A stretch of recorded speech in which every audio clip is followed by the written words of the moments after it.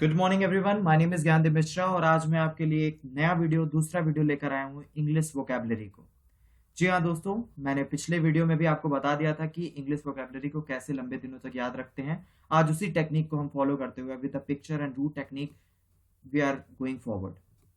तो आज का हमारा पहला जो इंग्लिश का वोकैबुलरी है वो है विदर। इस सबसे पहले आप इस पिक्चर को देखिए। ये पिक्चर क्या दिखा रहा है? इसमें एक फूल है जो कि मुरझा गया है। ये मुरझाने को ही बोलते हैं विदर। याद रखिए, विदर का जो टोन है वो है नेगेटिव और उसका जो पार्ट ऑफ स्पीच है वो है वर्ब। विदर एक वर्ब है। प्लांट के लिए बिकम ड्राई और शिवर्ड, जैसे कि यहाँ सेंटेंस भी दिया गया है, the grass has withered in the warm sun. जो घास है वो सूख गई है सूर्य की गर्मी में। चलिए नेक्स्ट वर्ड की तरफ बढ़ते हैं। हाँ, नेक्स्ट वर्ड हमारा है विंडिकेट।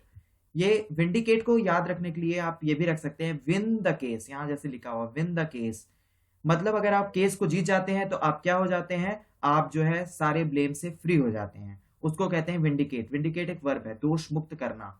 अब सेंटेंस देखिए, the solicitor vowed that the evidence would completely vindicate him.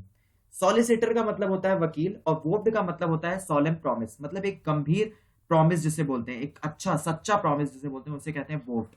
तो सॉलिसिटर वकील ने प्रॉमिस किया कि ये जो एविडेंस, एविडेंस का मतलब होता है प्रूफ, एविडेंस जो है वो इस केस को आपको पूरी तरह से इस केस से बरी कर देंगे, दोष मुक्त कर देंगे।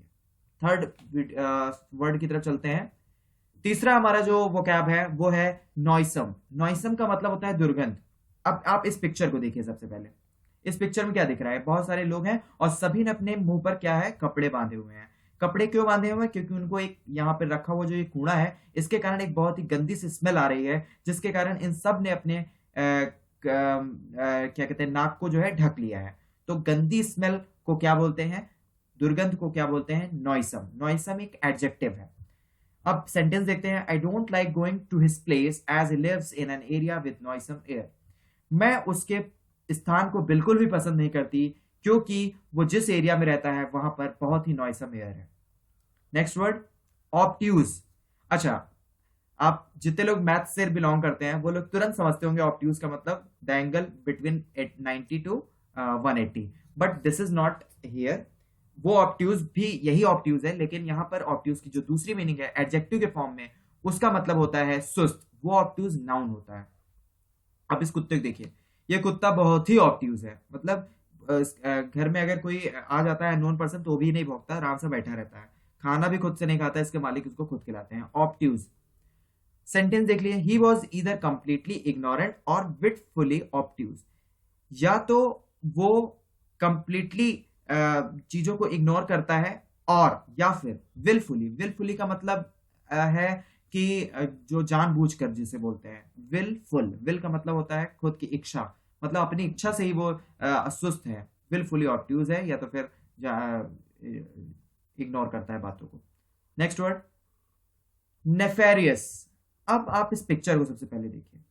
सबसे पहले आपको इस पिक्चर में देखने में क्या आ रहा है? एक एक इस मासूम सा बंदा है, उसको तीन लोग, दो लड़कियां और एक लड़के मार रहे हैं।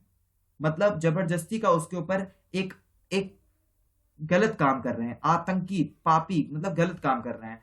अब ये जो नेफेरियस है, ये एडजेक्टिव है, ये बेसिकली एक्टिविटी और एक्शन के लिए ही यूज होता है। क्रिमिनल एक्टिविटी को हम नेफेरियस बोलते हैं। जैसे कि sentence, the captain led the nefarious attack on the sleeping village. अब देखिए होता क्या है, अभी आप सभी ने सुना होगा, पाकिस्तानी अभी आर्मी ने क्या किया था कि हमारे सीज फायर जो उसे बोलते हैं, उसका मतलब ये होता है कि हम बॉर्डर पे फायरिंग। तो पाकिस्तानी आर्मी जो है अचानक से रात में फायरिंग करने लगी। किस पर फायरिंग करने लगी? इंडिया की तरफ। और वहां पे जो विलेजेस थे वहां पे लोग सो रहे थे और उनको काफी उससे नुकसान हुआ, कई लोग तो जान चली गई। तो वही है कि कैप्टन लेड, मतलब मेरे पाकिस्तान में जो कैप्टन है उसने नेफेरियस अटैक किया on the sleeping sleeping village. Sleeping मतलब सोते हुए गांव वालों के ऊपर। Next word Jubilant. वाह वाह। अब इस लड़के को देखिए, कितने खुश हैं। ऐसा लग रहा है कि इन्होंने कोई एग्जाम दिया था, कुछ प्रिपेयर नहीं था और अचानक से ही पास हो गए। अगर हम इंजीनियर्स की लैंग्वेज में कहें तो इन्होंने कुछ भी पढ़ाई नहीं की थी और ये बैक बिल्कुल ऑल क्लियर है इनका सारा सब्जेक्ट, और कितने खुश हैं। तो उसी को कहते हैं जुबिलेंट। मतलब ये एडजेक्टिव है और इसका मतलब होता है अति प्रसन्न। अब देखिए यहाँ पे लिखा है sentence, he was Jubilant when she got she was Jubilant when she got the unexpected promotion. वो इस यहाँ लड़की की बात हो रही है कि लड़की बहुत ही ज्यादा खुश थी जब वो उसे अनएक्सपेक्टेड, मतलब उसने प्रमोशन एक्सपेक्ट नहीं किया तो उसे अचानक से प्रमोशन मिल गया, तो शी वॉज जुबिलेंट। इसी तरह से बहुत से लोग जो प्लेस्ड हो जाते हैं तो उनके लिए भी कहा जा सकता है कि वो बहुत ही जुबिलेंट है क्योंकि उसने अनएक्सपेक्टेड रिजल्ट गेन किया है, पॉजिटिव रिजल्ट गेन किया है। Next word हैकेनेड। हैकेनेड की अगर हम बात करें तो इसका मतलब होता है, बेसिकली ये फ्रेज के लिए यूज होता है और इसका मतलब होता है बहुप्रचलित या घिसा पिटा। जैसे आप इस पिक्चर को देखेंगे तो इस पिक्चर में आपको क्या दिख रहा है, इस पिक में आपको दिखेगा कि एक स्वेटर है पुराना सा और उस पे चीप लगे हुए, मतलब ये बहुत ही घिसा पिटा, ये बहुत ही स्वेटर पुराना है, तो आप इस तरह से हैकेनेट को लगा सकते हैं। लेकिन इसका फ्रेज की तरह से अगर यूज करेंगे तो इसका मतलब होता है कि बहुप्रचलित, मतलब कोई चीज बहुत ज्यादा जो लोग जो जानते हो उसे कहते हैं हैकेनेट, मतलब बहुत ही ज्यादा यूज किया हुआ लोगों के साथ द्वारा इसको कहते हैं हैकेनेट। फ्रेज के लिए अगर हम बात करें तो यहाँ सेंटेंस दिया हुआ है, there was truth in that hackneyed old saying fame cost, मतलब इस हैकेनेट मतलब बहुप्रचलित ओल्ड सेइंग फेम कॉस्ट में एक सच्चाई छुपी हुई है। Next word gimmick.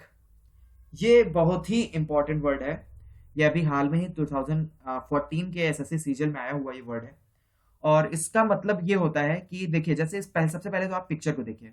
आजकल आप सभी दोस्तों जानते होंगे पान पराग और रजनीगंधा, ये लोग एक अलग ही वे में अपना एडवर्टीजमेंट कर रहे हैं।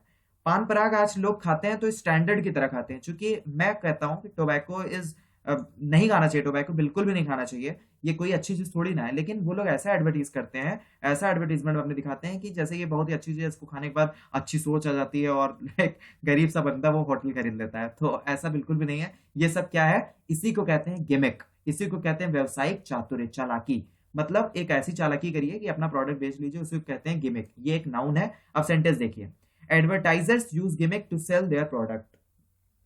एडवर्टाइजर्स जो होते हैं वो गिमिक का यूज करते हैं अपने प्रोडक्ट को बेचने के लिए, जैसे कि यहाँ पे उन्होंने अपने एडवर्टीजमेंट में इस तरह की सिचुएशन क्रिएट की, इस तरह का गिमिक डिस्प्ले किया जिससे कि लोग उनके प्रोडक्ट को खरीदें। Next word despondent. अब इस लड़के को देखिए, बेचारा मासूम मायूस बैठा हुआ है, या तो ये फेल हो गया है या तो इसकी गर्लफ्रेंड ने इसे ब्रेकअप दे दिया है, कुछ भी हो, लेकिन ये मायूस है, उसी को कहते हैं डिस्पोंडेंट। डिस्पोंडेंट एक एडजेक्टिव है, उसका मतलब होता है मायूस या उदास।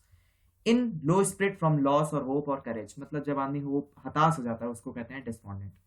ही became very despondent after breakup. Sentence में भी दिख रहा है कि वो लड़का बहुत ही डिस्पोंडेंट, बहुत ही मायूस हो गया अपने ब्रेकअप के बाद।